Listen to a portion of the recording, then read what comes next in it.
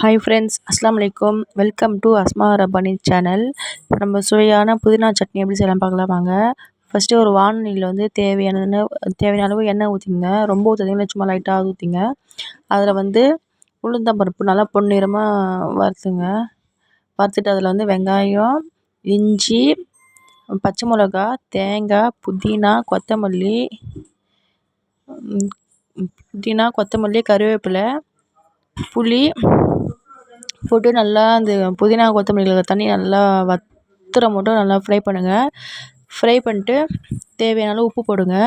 உப்பு போட்டு அதுக்கப்புறமா வந்து நம்ம காரத்துக்கு ஏற்ற பச்சை மிளகா போடணும். இப்படி அப்போ காரம் கொஞ்சம் கம்மியாக இருந்தால் இன்னும் பச்சை மிளகா கம்மியாக இருந்தால் போட்டுங்க.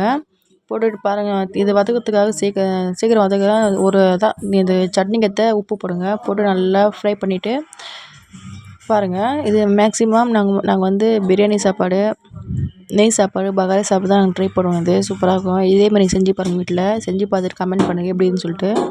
அப்போ தான் எங்களுக்கு மோட்டிவேஷன் ஆகும். பாருங்கள் எவ்வளோ சூப்பராக கலர்ஃபுல்லாக இருக்குதுன்னு சொல்லிட்டு. வெங்காயம் போடுங்க. கொஞ்சம் 2 வெங்காயம், பெரிய சைஸ் வெங்காயம் 2 வெங்காயம் போடுங்க. போட்டு நம்ம அரைச்சிக்கலாம். அரைச்சிட்டு அப்புறம் காமிக்கிறேன் உங்கள்கிட்ட. பாருங்கள், இது வந்து நான் தாளிக்க மாட்டோம். உங்களுக்கு தாளிக்க விருப்பம் தான் நீங்கள் தாளிச்சிக்கலாம். இது பார்க்கவே எவ்வளோ கலர்ஃபுல்லாக சூப்பராக இது பாருங்கள். இப்படி தாங்க வரணும். அது டேஸ்ட்டாக ரொம்ப சூப்பராகும். இதில் பாருங்கள். இதாங்க அந்த வீடியோ உங்களுக்கு பிடிச்சிச்சின்னா லைக் பண்ணுங்கள், ஷேர் பண்ணுங்கள், சப்ஸ்கிரைப் பண்ணுங்கள், பக்கத்தில் இருக்க பெல் பட்டனை கிளிக் பண்ணுங்கள். பாய் ஃப்ரெண்ட்ஸ், அஸ்ஸலாமு அலைக்கும். நம்ம நெக்ஸ்ட் வீடியோவில் பார்க்கலாம்.